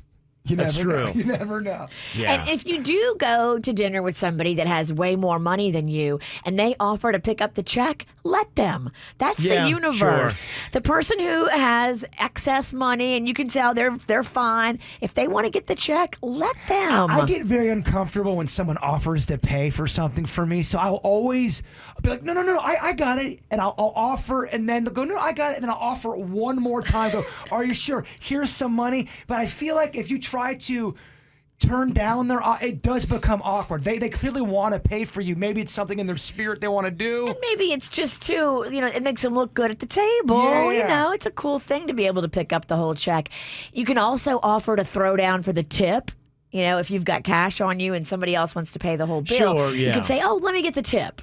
There's a lot of ways to do it. There's just a lot of situations that I feel like somebody might walk away saying, I don't feel like I got the better end of the Just deal. whatever you do, don't look petty and cheap at the table because Right. I will never eat with you again. And go out with your cool friends. Yeah. Don't go out to these weird dinners. Be with nice people that share your philosophy on bill splitting. There you go. We're talking about what is the best way to handle a check when you go out to a restaurant, and 58% of people said you pay for you, 35% said split it down the middle, and only 6% said one party pays all. Somebody hit us up on the WRMF app, and they said, we play credit card roulette. Always gets a laugh from the server, so I guess everybody throws down their credit card, and then they decide that. How do you decide which one goes, though? Somebody said my family and I used to play the game. We went out to dinner, and we had the waitress pick a random card. And whichever one she picked is the person that had to pay the entire tab. That's fun. But that's because you have a cool, fun family that's Yeah. having, light, cool moments. That makes it a game. I love a game. Yeah. And Dorothy said it's something that we discuss before we go out, decide how to handle it, because it's a lot easier to handle that conversation before the tab than after the tab. So she said because, my husband and I, we're not really drinkers. So you go out to eat with drinkers, and If you got to eat with me and you're not a drinker, it's not really fair for us to split the tab down Right. the middle. If you go out to lunch, dinner, breakfast, and I'm drinking, you're getting your food paid for, and so is the family that right next. I'm Johnny Good Times over. Johnny Good Times. He Yeah. gets a little beer in his belly and he thinks he's Daddy Warbucks. This is on the bird. Oh, yeah. And I'm buying breakfast for the whole bar. it's a lot of fun until you look at your You're like, what? I statement the spent next day. $1,500 at Denny's? We had a lot of laughs though. We had a good time. Yeah. Do you think this is trick talk or legit? There's a viral video going around of a 25-year-old waitress who said she took home just 1 cent over the course of 6 weeks while working at a restaurant in Nashville. What? Yeah, she posted a video showing off her pay stubs. Now, the federal minimum wage for tipped employees in the U.S. is $2.13 an hour. However, in Tennessee, federal Social Security and Medicare taxes are deducted from earned income, and she said that left her with just 1 cent from her employer. Oh, yeah, because you got to pay taxes on your tips. Okay. It's unclear how many hours she worked across the 6-week pay period, but she didn't disclose how much money she made Everybody in tips. knows that you're not supposed to actually, write down what you got in your tips. Like, you can lie. This isn't new. No. No, you have to. You're supposed to turn in your tip number. So you can get 1 cent from your employer after I working guess for you 6 weeks? could. Yeah, I guess you could. But this girl probably got cash tips too, so don't forget that. Sure, and that's got to be showing exactly what the whole thing is. Because, the girl's attractive on top of it. She's 25 years old, and you're like going, okay, how's this girl? She definitely didn't make just 1 penny in 6 weeks. TikTok loves a hottie. They do, don't they?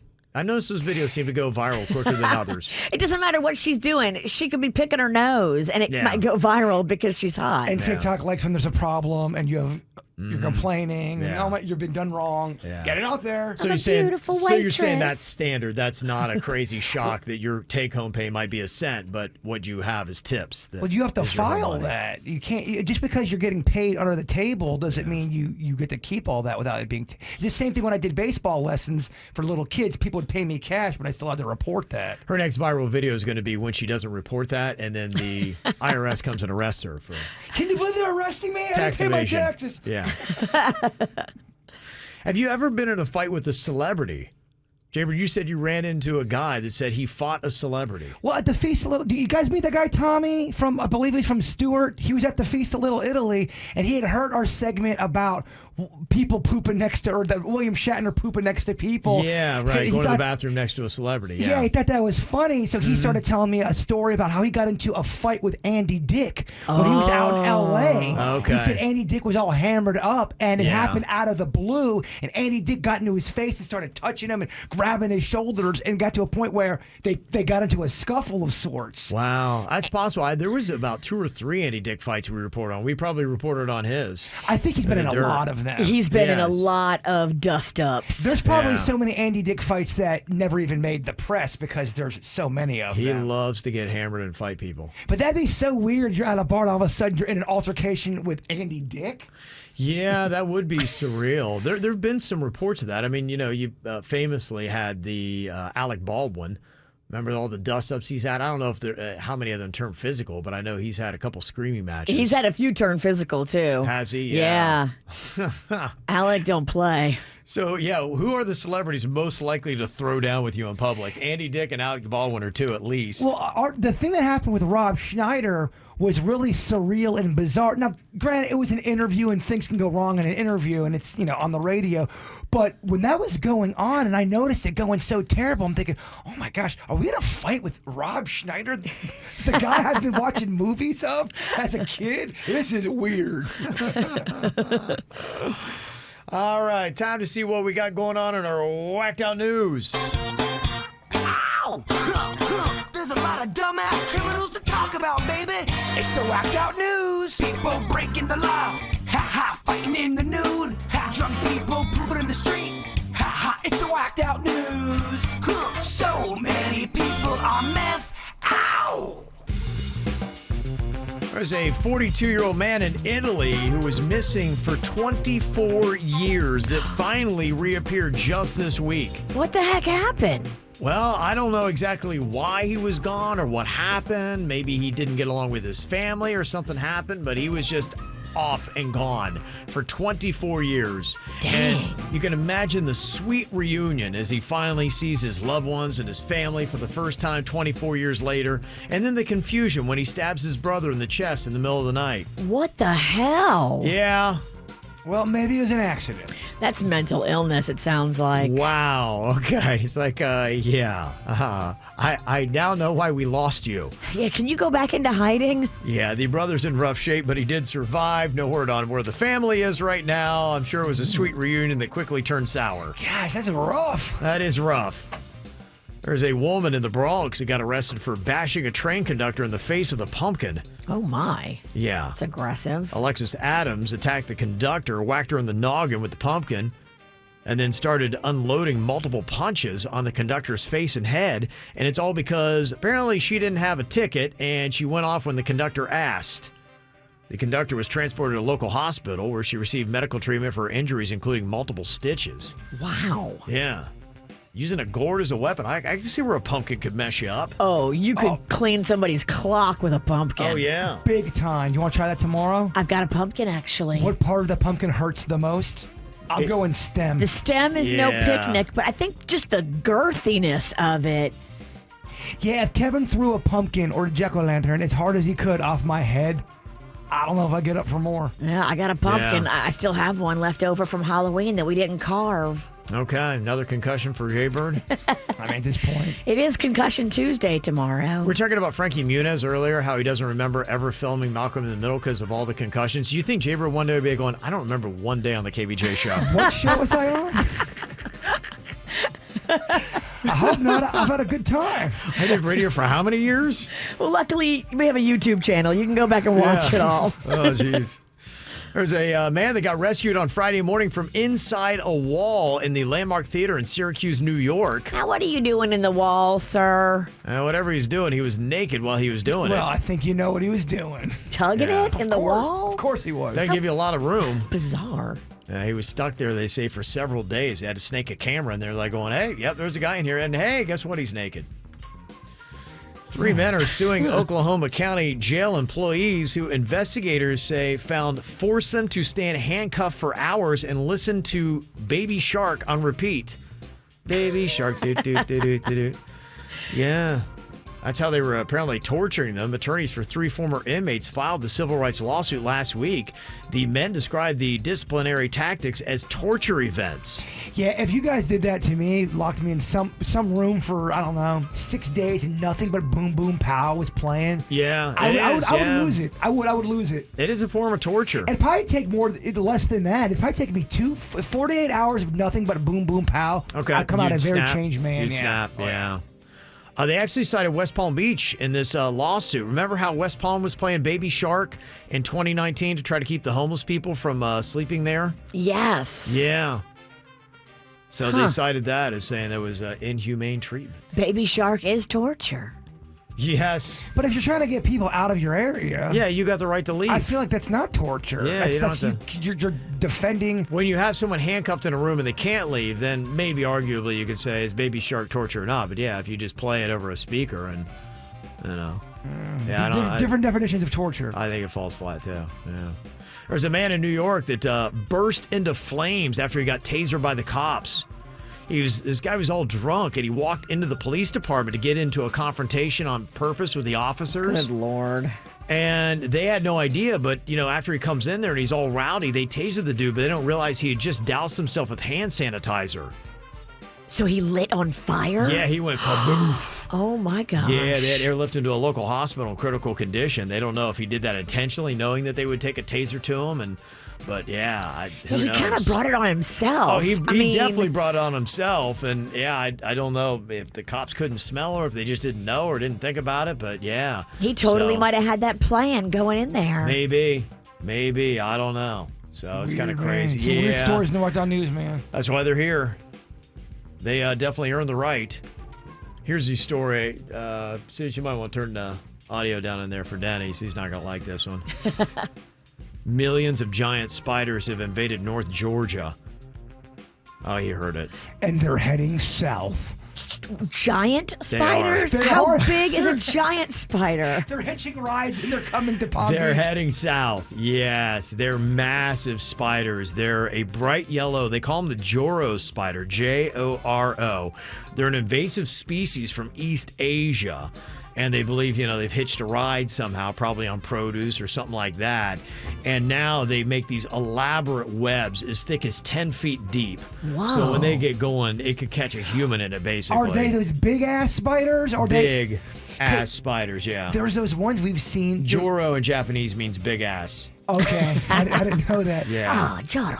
They show those ones out in the desert, like those ones out in Iraq, where they are Camel spiders. They look like Unreal. they are. And they can tumble and roll. I know, it's horrifying. They put themselves in a ball and they roll at you. They look very large. So yeah, Georgia's getting hit. North Georgia's getting hit with it right now, probably up around Atlanta. But it's starting to get cold up there. They're hitting temps in the mid 40s. So they say the Joro spiders are going to start dying off, which means they're going to be heading south. Oh, boy. How long does it take them to hitch a ride here down to South Florida? I don't know, but Denny's is going to be at the border stopping all cars from Georgia. He does not play, y'all. Yeah. If there's a large spider web that's blocking his way, he will walk way around, not to even deal with it. If they get to South Florida, we may never see Denny's again.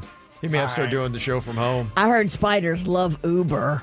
Yeah. They hate weed, Denny's. Just keep smoking it. You're good.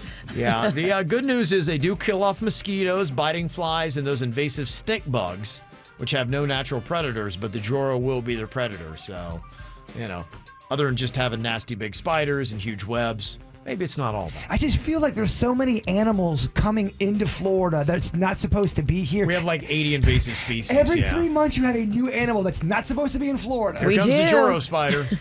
Yeah. They say thanks to the pandemic, there's now a shopping mall Santa shortage. There's a website, hiresanta.com, and they say they're getting more requests than they can handle. Huh. So if you want to be mall Santa, they're looking for you. Well, I've never seen such a fight break out when it comes to Santas that look authentic versus... It's a big deal, yeah. For Santas. Remember when I was dressed as a Santa and I had the actual wig and beard? Man, there's a fight about that. People were yelling at him, telling him, "You don't look like the real Santa. Take that off." Code. I was eating a sandwich and I I pulled my beard down and I got scolded by a mom saying, "How dare you pull breaking the the beard?" code. You're breaking the broke code. Yeah, you can't break the code. Yeah, it's a responsibility when you put on that suit.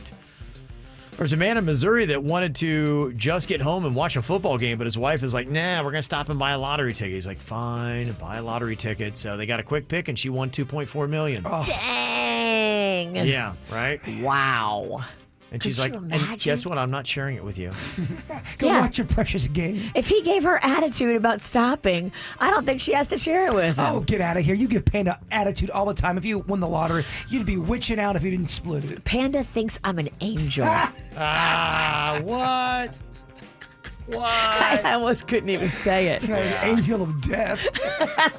That's tough. Okay, if you pay to be in an adult softball league, does that mean that you get to play? Is it pay to play? Does that seem fair? That's how they do set up a lot of adult softball leagues. But we got this email saying that I play on a softball team and we're all pretty good except for 2 guys. Now, they paid the same amount that we all did, but we don't really let them play that much because they suck. But my girlfriend thinks this is awful and that every person should have equal playing time. But I disagree. I am competitive, and the 2 guys should have known their playing skills before joining a competitive league. If you pay to be on a team, should you get equal playing time? You were a ball man. What do you think about this, Jay Bird? Well, I think when you play this kind of sports, you're going to get people who are at different levels, especially with competitiveness, and as soon as you throw that in the mix, you're going to get these kind of fights. I don't know if you're going to get a right answer on this because they're out to win. They're not out to make, everyone's equal playing time. If you want to win, then those 2 guys probably shouldn't play as much. I told you the story about Panda getting yelled at by this one softball coach. Yeah. Panda actually hit a home run over the fence in the softball game. He did a really good job and then made an error that I believe lost the game. And the coach was screaming at him. Panda was out there to have fun, whether we won or lost. That coach that screamed at him thought that was the World Series. Yeah. So you got to know what you're playing with. I think that every level is different. Now, here are my thoughts. Because, Jay Bird and I, we used to be girls softball coaches for a rec league. That's recreation. And by the way, we won the championship, Virginia. No big deal. Yeah. You don't want to brag, but we are going to brag. Facts are facts. I don't have a lot of wins in life. I actually want to get in the microphone and brag. In fact, I think we should bring this up every show. Yeah. It's one of our few wins that we have. So, yeah, we're going to brag about that. But my feeling is with, especially when you're talking kids and you're talking recreation, we would try to play people evenly. Now, it doesn't mean that they got, certain positions, but they would get out into the field, have opportunities to go to bat. And it's easier with kids because that's would be the excuse of the parents. Guys, we're out here trying to teach softball to all of the kids that played. Now, when you're talking about adults, this is going to be different because you have too many people that are going to be competitive. I would know if I signed up for a men's basketball team and I paid, if I rode the bench more than other guys, I would be okay with that because I know I'm not as good as the other people. Yeah, I think But where it it's an changes. attitude, Yeah, though. the only place where I think it's a pay to play is kids' recreational sports. That's where we would play people evenly. I also coached travel softball, and you did have to pay, to be on the team and things like that. But to me, you're paying for the right to have a chance to win a position. But we played the best girls to try to win tournaments. And if you're a good enough coach, you try to find ways when there's kids riding the bench. If you're up by 7 runs, you always look for ways to get kids in the game when it's on that kind of travel thing. I've seen coaches that don't let everyone play, and they don't have to because it's not in the rules, but you want to try to get everyone involved if you can. I think so, yeah. And so that's kind of my take also when it comes to the adult softball. You pay for the right to get on the team to have a chance to get a certain position to play. But honestly, you don't want to pay to be on a team and then you're the person that is making your team lose, because then everybody on the team's going to hate you. Yeah, Kevin's on the team, and he keeps on making errors, but we have to play him. We have a chance to win the championship, but we got to put Kevin out there. I wouldn't want it. I wouldn't want it either. I would not want that. Yeah. Oh, in Virginia, there's so many meatheads that play softball. Yeah, and when all the meatheads are like watching you, that's when you choke.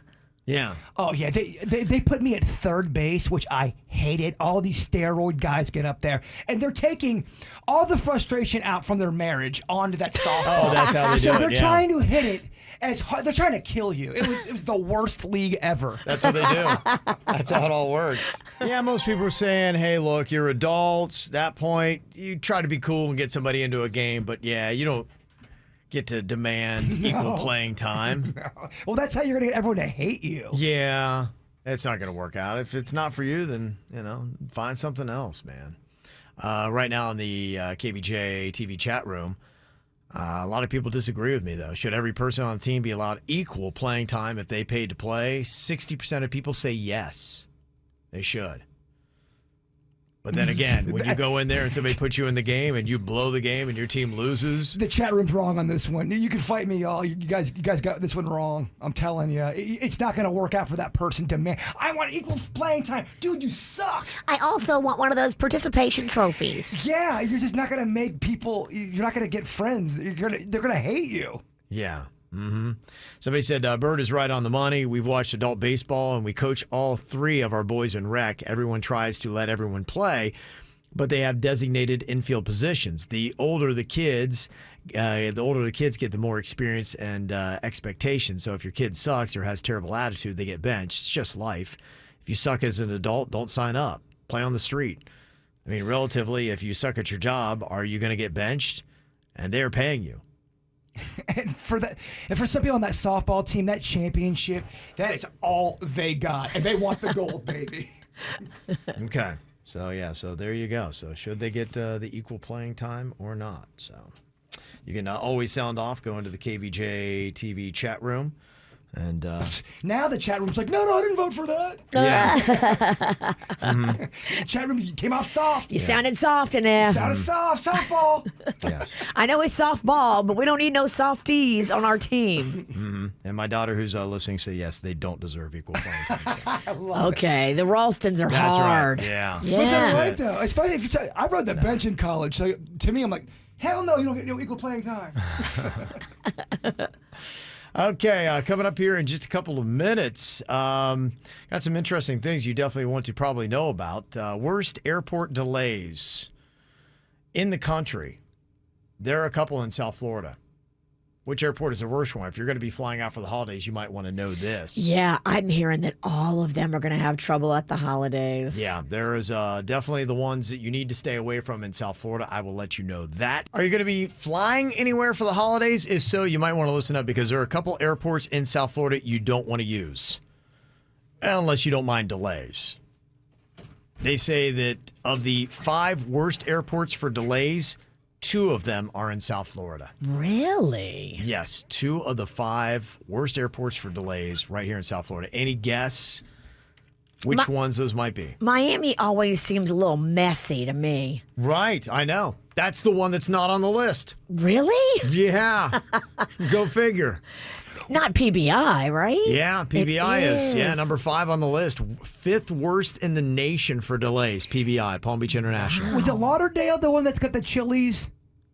Yeah, they do. Yeah, they got a Okay. Chili's. Mm-hmm. Yeah, He only cares about the food court. Well, I just remember my very first plane ride. We went to Chili's That's my together. go-to, yeah. And we shared this is how long ago it was. We shared some kind of a chicken bowl. They had these chicken pieces. They sauteed in some sauce, and we had many drinks for my first plane ride. That's how I always would do it. That Yeah, was so much fun, though. that was my go-to. Yeah, flying out of there.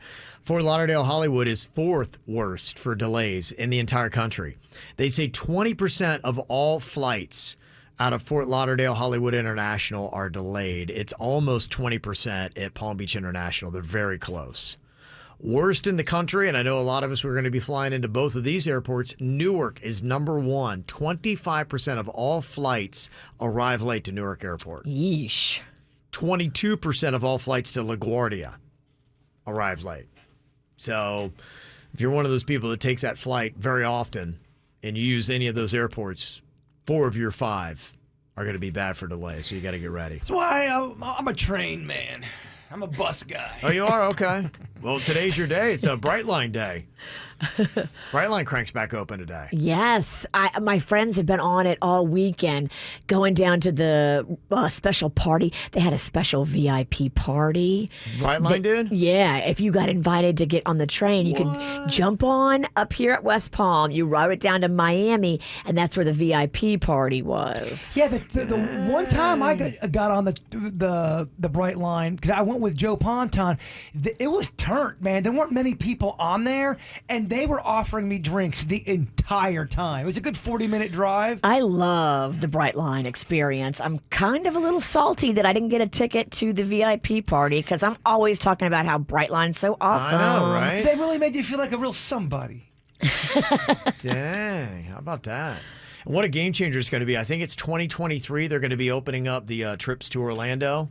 They can hop on the train and boom. They're still building the tracks now, but yeah, that's going to be a game changer for Disney and Universal visits and going to Gaylord Palms. I mean, all of those things will now be so easy for us. Yep, going to be coming up. All right, well, there are celebrities. Some of them have been in boy bands who do this website called Cameo. It is where you can go on there and get a personalized video message from a celebrity/pseudo-celebrity for a certain price. They all set their own standards, though, and it's kind of interesting to see how much they are charging you for a personalized message. So we'll pair up 2 different celebrities. You got to guess who costs more on Cameo. Marissa is on here from West Palm Beach. Hello, Marissa. Hello. How are you doing today? Can you hear me? I'm doing well. How about yourself? Doing very well, doing very well. Okay, we're going to give you a couple of celebrities here. We'll see if you can guess who is asking for more money on the website Cameo. Okay, I'm going to give you Corey Feldman, who was a child star back in the 80s. He was in delusional. many movies. He is very delusional. Yeah, that you want to take that into consideration. Or Tom Felton. Tom Felton played the bad kid in the Harry Potter series. I think he was Malfoy, whatever his name was. I mean, okay, this is a tough one. He's gone on and done some other roles, too. I know he was in The Flash for a little while, and I think he's done some other acting things. He's kind of extended a little bit past his Harry Potter days. Potter's got a massive fan base. They do, yeah. But Feldman, the Feld fam, as he calls his peeps, the Feld fam. His ego is as big as the fan base of Potter. He thinks it's still 1984, and Goonies is crushing it right now. Okay, so you think Feldman might be asking for more for a cameo video than Tom Felton? I do think he is. It's Feldman or Felton? Three. Okay, who are you going with here, Marissa? Which one do you think? I think it's Corey. You're going to go with Corey Feldman on that? That is not correct. Not correct. No. I'm sorry. Yeah. Damn it, Bird. I'm going to shut up. No, I'm not. Bird steered you wrong. Tom Felton's all over TikTok, so I thought maybe he was getting a little money off that. Okay, he might be. I think he's hustling. He's trying to get money off anything he can. He gets $250 for each cameo video, and Tom Felton, he gets $599, almost $600. Okay, is Corey Feldman charging too much? He Yes. was in some legendary movies like The Goonies, Yeah. Lost Boys. But I still think so. I mean, he might be. That's not too bad. 250. He was an A-lister for 5 or so years in the 80s. You can make fun of him for his music and all that, but if you do look at his track record with movies, he crushed it for a long time. Absolutely. He was solid for a while. I think he's got, movie to movie, he's got a more impressive resume right now than Tom Felton. It's just Tom Felton is a little bit newer in the game, a little bit hotter because of that. Okay, let's go with classic comedians here. Who wants more? Tommy Chong from Cheech and Chong or Andrew Dice Clay? Who costs more on Cameo, Marissa? Oh, I don't know. Say the second name again. Andrew Dice Clay. He was so big. He was playing Madison Square Garden for sold out shows back Hickory in the dickory dock. Yeah, in the late '80s. He really hit his groove.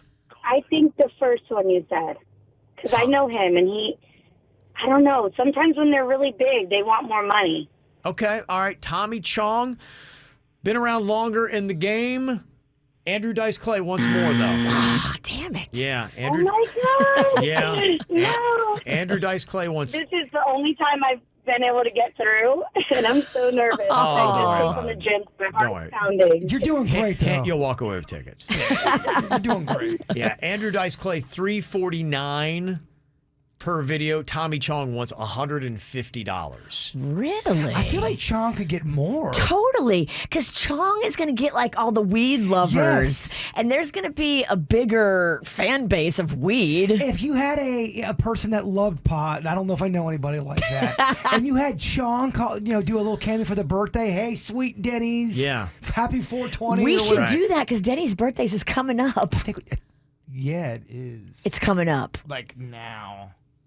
Like today. Right now? Happy birthday, Dennis. Happy No, I think we birthday, got like 3 days. No, we got a couple days. We have a couple days. Yeah, we do. But a Tommy Chong cameo would be awesome. Okay, there's an idea for you. We just ruined it. Dennis is listening. That could be a bit surprised. Surprise. Okay, one more here for you, Marissa. Gonna go football. Drew Brees. He was a legendary quarterback for the New Orleans Saints, Virginia's favorite team. I love Drew Brees. And Michael Vick, who at one time was the highest paid quarterback and player in the NFL when he's with the Atlanta Falcons. Ran into some trouble with dogs or something like that. But Just a little trouble. yeah, he's back as a commentator on TV, though. So who wants more for a cameo video? You think it's Drew Brees or Michael Vick here, Marissa? I think Drew Brees is a little bit more humbled, and he's coming off retirement. Michael Vick's been out for a while. I feel like more people would want to cameo with Drew Brees, though. Yeah, I agree with How many you. people like Michael Vick? People don't like him. He's very polarizing. If Yeah, you he love is. animals, you don't love Michael Vick. Vic can't be charging too He much. can't. Right? He be. can't. No one's going to pay for it. Right. Okay, I think Drew Brees. Gonna go with Drew Brees. Can Marissa get one right? And the tickets? Marissa, you're correct. Yay! There we go. So excited. There See, we I know go. football. I know football. Okay, yeah, that was good. Drew Brees won $750 for a TikTok video. Whoa. Yeah, that's what he is charging. Michael Vick is going for $300. Okay. So there you go. If you want to do get one, that's how much you're going to pay. Yeah, it is too high. You're right. Yeah. Marissa, a hot ticket for you. Mission Save Christmas featuring Elf. It's an all-new multi-sensory experience where guests journey into Buddy the Elf's world to help save the holiday. A Gaylord Hotels exclusive. November 19th through January 22nd. Visit Christmas at GaylordPalms.com for tickets. You got yours for free. A 4-pack. Congratulations, Marissa. Thank you so much. My kids are going to be so excited. Yay! Very cool. Very cool.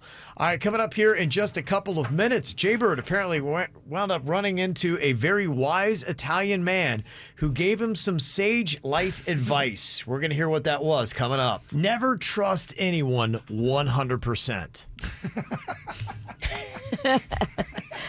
Even yourself. Nothing. No one out there. Ever.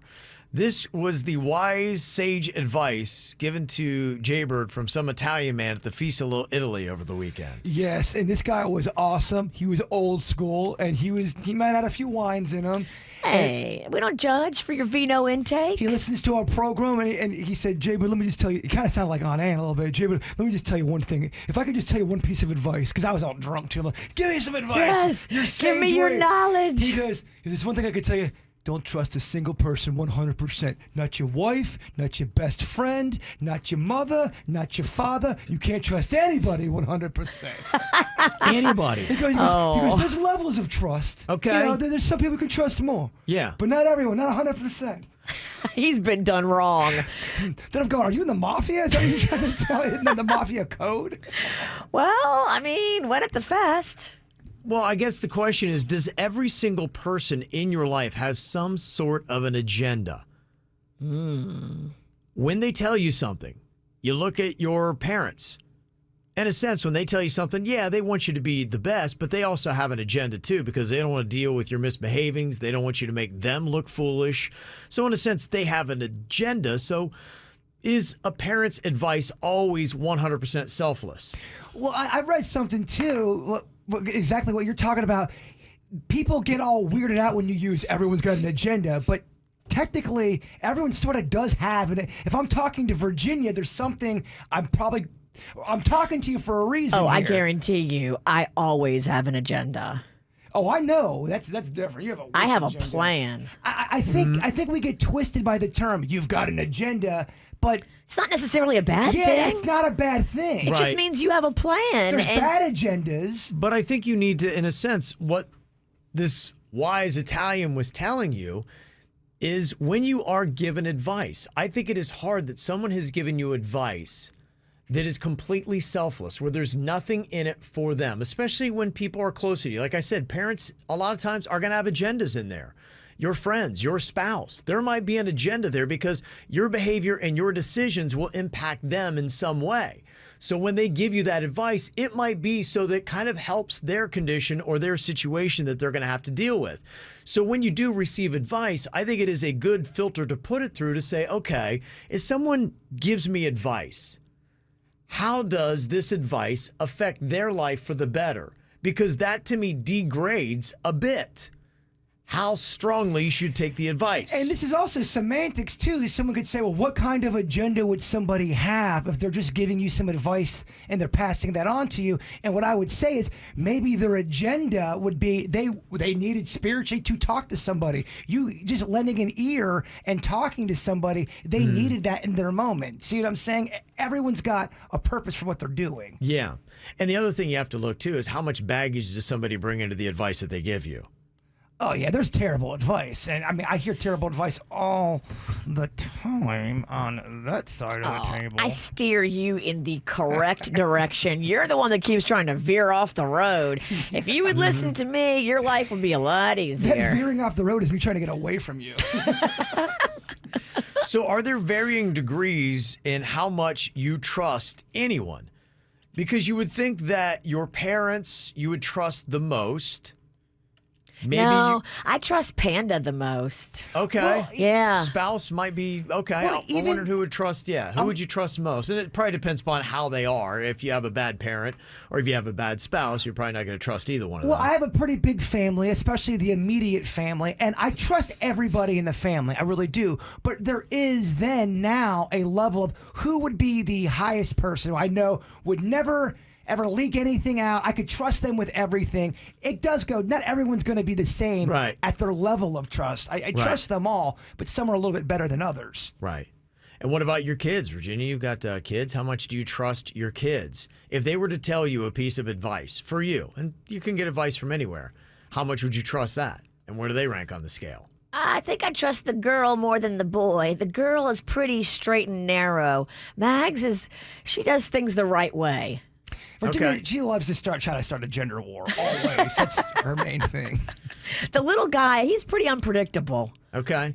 So what is the percentage in which you trust somebody? This Italian gentleman was telling Jay Bird you should only trust somebody up to 75%. But he did say there are going to be people in your life that you trust and you don't think they're going to do you wrong, but you may trust someone a little bit more just for whatever reason. Sure. I think it's just your experience with them.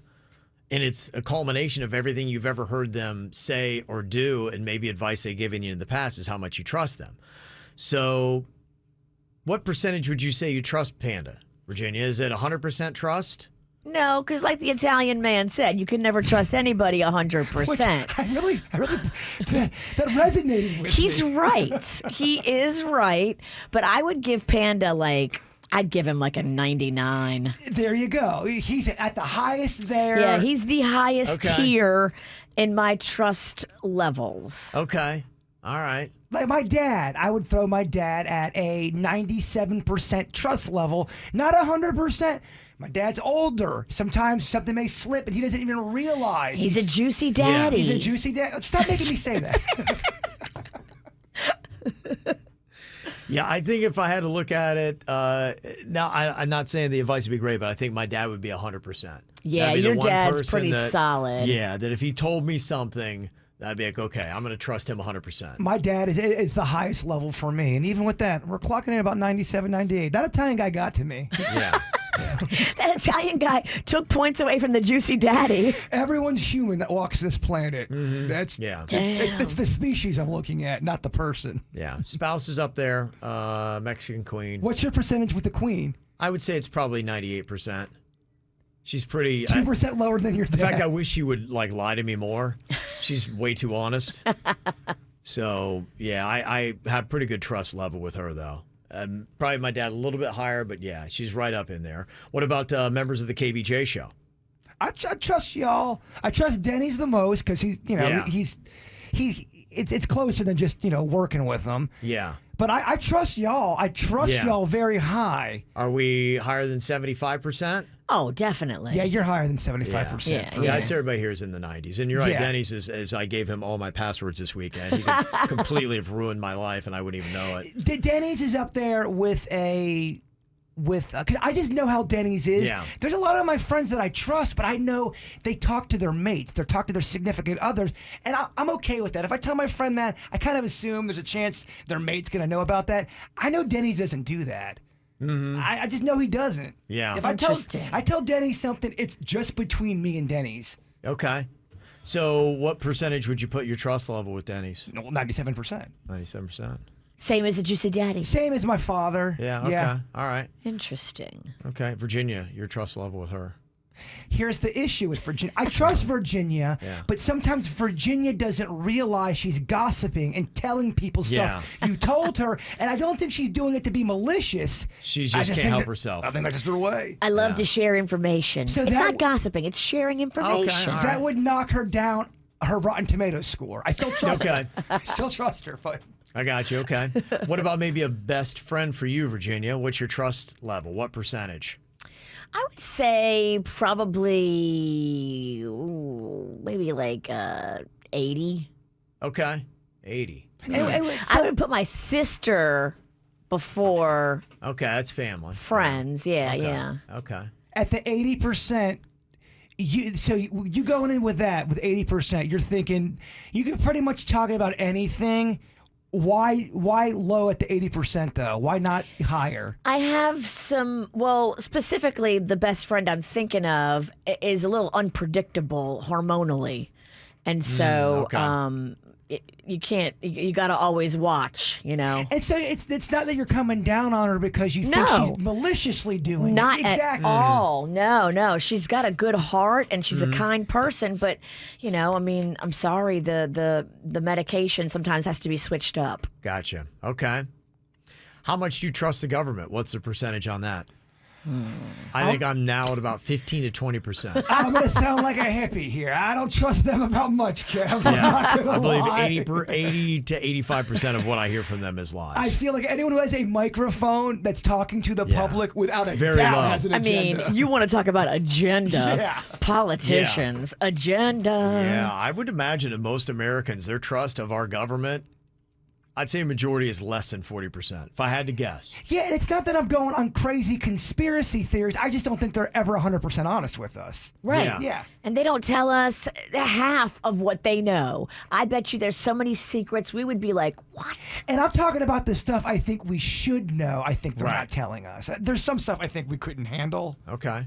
I can handle it. We couldn't even keep toilet paper. We freaked out on toilet paper. Yeah. What would you put level of trust in your doctor?